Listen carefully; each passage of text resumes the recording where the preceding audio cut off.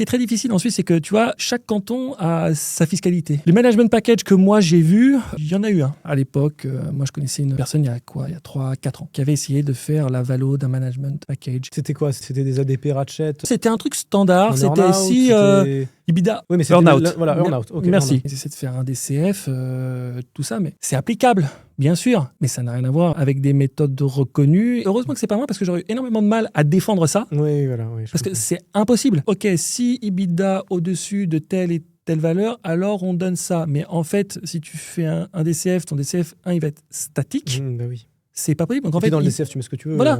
Croissance, Voilà. décroissance. Donc, en fait, il faudrait que ton DCF prenne en compte plusieurs hypothèses, que tu fasses, en fait, un optimiste, un pessimiste, Oui, en fait, plusieurs on en vient à scénarios. À une méthode, en fait, optionnelle. Hein. C'est Exactement. le principe. Exactement. Il faut scénarios. prendre la volatilité, il faut prendre les divers scénarios, il faut prendre la durée. Enfin, voilà. Donc, ça n'a rien à voir avec un DCF. Mais ça passe. Rien à voir. Au cas où.